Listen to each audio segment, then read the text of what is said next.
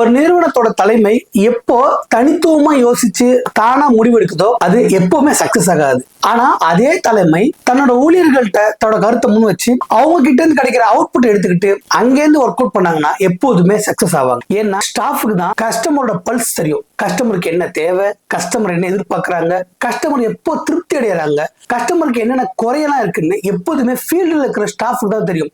Rules என்ன வேணாலும் போடலாம், ஸ்கீம்ஸ் என்ன வேணாலும் கொண்டு வரலாம், ஆனா அது எல்லாமே கஸ்டமரோட கையில கொண்டு போய் சேர்க்க வேண்டிய பொறுப்பு ஸ்டாஃப் கிட்ட தான் இருக்கு. ஸோ ஸ்டாஃப் கிட்ட கலந்து பேசி இதை செய்யலாம், இதை செய்யக்கூடாது, இது சரியா இருக்கும் அப்படின்னு எந்த நிறுவனம் முடிவெடுக்குதோ அந்த நிறுவனம் எப்போதுமே வெற்றியை நோக்கி பயணிக்கும்.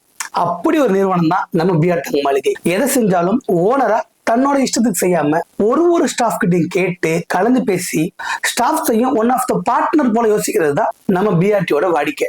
அப்படி நடந்ததுதான் இந்த மீட்டிங். நிறையவே ஃபியூச்சர் பிளான் பண்ணியிருக்கோம், நிறையவே ஸ்கீம் இம்ப்ளிமெண்ட் பண்ணியிருக்கோம். எல்லாமே அடுத்தடுத்து உங்களுக்காக வந்துட்டு இருக்கு.